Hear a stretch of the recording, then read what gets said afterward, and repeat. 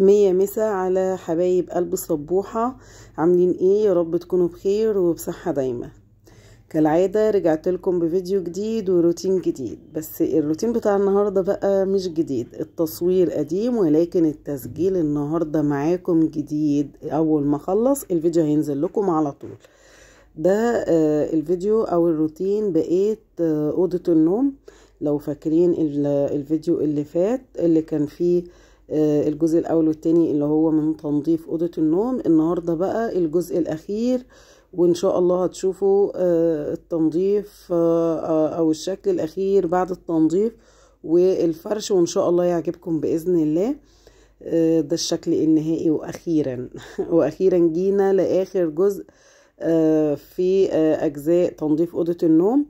ده الجزء الاخير. هنفرش السرير وهنكنس وهنمسح ونحط السجادة ونفرش الدنيا كده ونخلي المكان زي الفل. طبعا فاكرين الجزء الاول والتاني كانت الاوضة عاملة ازاي، والحمد لله قدرت ان انا انضفها واعملها تنظيف عميق نظيف يخلي المكان روعة وزي الفل. طبعا الناس اللي بتخش تقول لي انت تستاهلي اوضه نوم احلى من كده والحكايه والروايه، عايزه اقول لكم يعني يا جماعه انا مبسوطه الحمد لله. ربنا بس يديمها علينا نعمه وفضل من عنده. الخشب كسر والحيطان باظت، ده يرجع طبعا لولادي ربنا يحفظهم، ولكن انا بس مستنيه شويه وان شاء الله هنعمل تجديدات لاوضه النوم، هنعملها سوا انا وانتوا. وبعدين بقى الناس اللي كانت بتقول لي تستاهلي اوضه نوم احسن من كده، هوريهم الاوضه دي اصلا هتكون عامله ازاي ومن غير ما تجيب اوضه جديده ولا اي حاجه ان شاء الله. مع الصبوحة بإذن الله في تجديد وفي تجديدات وعندي نظرية يعني في شوية حاجات كده هعملها معاكم، وبعدين هتشوفوا الأوضة دي كده حاجة كده قمر زيكم. خلينا بقى في فيديو النهاردة. هنفرش السرير وهنكنس وهنمسح وهفرش معاكم الأوضة تماما وهوريكم الشكل النهائي في نهاية الفيديو. بعد بقى عذاب بعد 3 أجزاء، يعني ده الجزء الثالث، في جزء أول وجزء تاني للتنظيف، لأن أنا طبعا لو فاكرين كنت جاية لاقية الأوضة صعبة جدا جدا جدا، وفيها تراب وفيها زبالة وفيها غسيل وفيها بصوا كانت مكركبة جدا. فكانش ينفع ان انا انزل لكم الفيديو مرة واحدة، كان طويل قوي قوي، فانا اختصرته ليكم على 3 أجزاء، وكل جزء حاولت ان انا اختصر فيه على قد ما اقدر، والحمد لله الدنيا بقت زي الفل. واصلا حاليا الدنيا تمام وايديا في الحاجة. طبعا لما بيبقى الام موجودة في البيت بشكل طبعا مستمر، وايديها كمان في التنظيفات اليومية والاسبوعية وهكذا، وما بتسيبش مكانها خالص او ما بتسيبش اي حاجة يعني تراكم تسيبها لتاني يوم او كده، وايديها في الحاجة باستمرار، الحاجة بتفضل زي الفل. غير بقى لما الام بتبقى بعيدة عن البيت مثلا شهر او شهر ونص او شهرين زي ما حصل معايا، فبترجع تلاقي الدنيا متدربكة تماما تماما تماما. فالكلام ده كله انتهينا منه حاليا الحمد لله، ايديا في الحاجة والدنيا 100 فل و14. فشكرا ليكم وشكرا للناس اللي كانت متابعه الفيديو الاول والتاني، وشكرا للي هيتابع الفيديو بتاع النهارده واللي وصل بالفيديو لحد هنا. عرفوني في الكومنتات احنا وصلنا معاكي لهنا يا صبوحه، وانا بقول لكم من كل قلبي شكرا شكرا. هنا انا فرشت السرير وبحاول افرش المخدات دي، فالحمد لله هي مش ضيقه قوي، لان انا بتضايق جدا جدا وبتعصب وببقى ناقص اخبط دماغي في الحيط من اكياس المخدات الضيقه. انا ممكن اقعد ساعه واتنين يعني والله العظيم بجد افضل اقعد ادخل في كيس المخده انه يخش ابدا، بيبقى صعب ويخنق، وبعدين ده بياخد وقت اصلا في التنظيف، انا مش فاضيه ان انا اقضي وقت كله في تلبيس كيس مخده، لا ببقى متضايقه جدا بصراحه. لكن الكيس اللي هو المعقول ده، وما بحبش الواسع، بيبقى مهرول كده ومش مظبوط على المرتبه او على المخده نفسها، ما بتبقاش مظبوطه والكيس واسع. انا بحب المعقول اللي انا لسه ملبساه معاكم ده، ولا منه ضيق او ولا واسع او الدنيا بتبقى تمام يعني. بس فهنا بقى خلصت وفرشت السرير وبلبس اكياس المخدات والخداديات والدنيا تمام. بس يعني الحمد لله انا كنت ساعتها مبسوطه ان انا دخلت الاوضه دي، ما خرجتش منها غير لما كانت متفل. يعني بصراحه كانت مضايقاني جدا، وانا يعني اول حاجه بدات بيها هي كانت اوضه النوم، لان انا ما كنتش مستحيل ان انا اغمض او يجيلي نوم او عين اصلا الا لما الحاجه تبقى مترتبه. هنام ازاي انا؟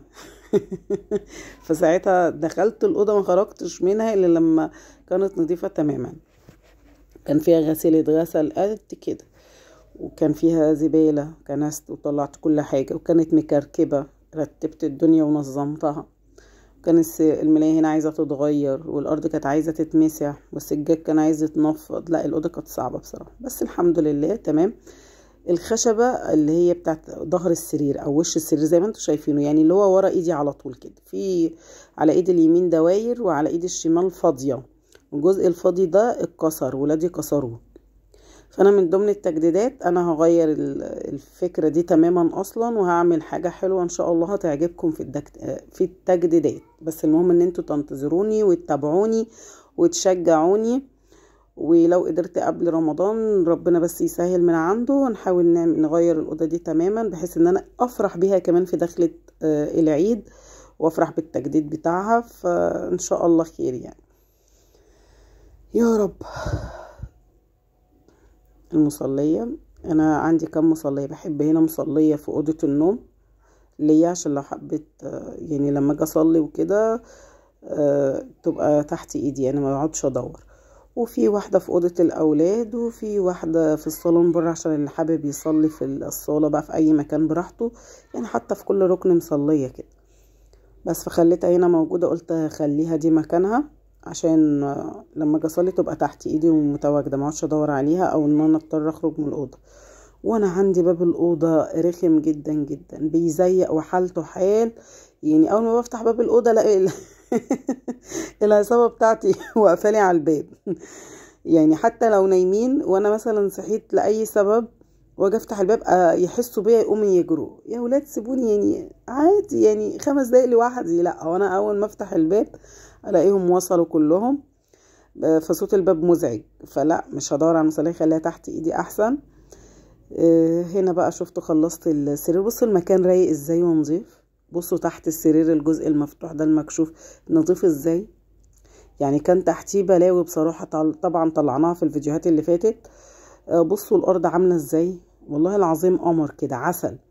كانت فيها زبالة بالكوم، لو فاكرين الفيديو برضو اللي كنسنا فيه طلعنا زبالة قد ايه. شفتوا السرير كده والملاية بعد ما كنت جاية الاقيها مكركبة، وبطاطين فوق بطاطين وكبرتات فوق كبرتات وملاية متوسخة، والمكان لا في فرق طبعا. فعشان كده قلت لكم بقى ده الشكل النهائي لنهاية التنظيف بتاعت أوضة النوم. يا رب بس الفيديو يعجبكم ويكون كله طاقة وحماس، ويديكوا كده يعني تحفيز على شغل البيت، خصوصا في الشتاء الواحد بيبقى مكسل قوي قوي. ولكن ان شاء الله مع بعض ومع الصبوحة نتحدى الكسل، وما نسيبش اي حاجة في البيت الا لما تتعمل ان شاء الله. تمام يا صبوحة زي ما تعودنا، تمام وقشطة. بمسح الأوضة. ايوه كده مساحة يصبحوا وروي على المكان. يا ساتر كان مطرب.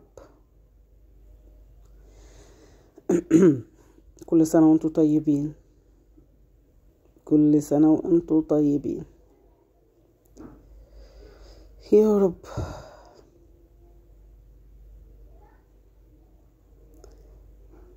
شلت بقى الأوضة. طبعا زي ما تعودتوا لازم بعد المسح اسيب المكان ناشف، يعني او اسيبه لما ينشف ويتهوى. بصوا انا مسحت، وهنا كنت طبعا اتأخرت شوية لان انا مسكت الشرشوبة دي او الخيشة، غسلتها في المية حلو وعصرتها جامد جدا جدا. عصرتها حلو بعد ما غسلتها حلو جدا، عشان هبتدي بقى ان انا انشف بيها الارض. يعني مسحنا هبتدي بقى ان انا انشف، بحيث ان لو في اي حاجة في الارض برضو تنشف معايا، تبقى سهلة ان انا لما اسيبها 10 دقايق تنشف بسرعة. كل ما بتنشفي الارض كويس وما يكونش فيها مية في الارض كل ما بتنشف منك بسرعة اكيد يعني.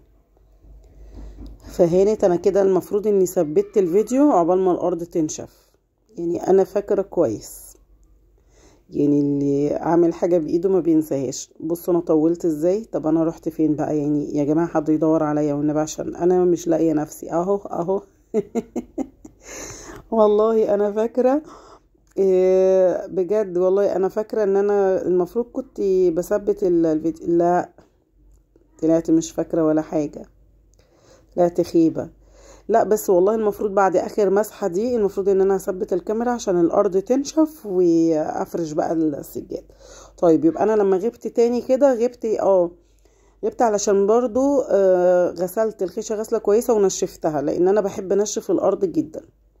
ماشي، يعني انا بحب افرش الارض تماما من الارض، يعني المية من الارض، بحيث ان انا لما افرش الحاجة ما تكمكمش.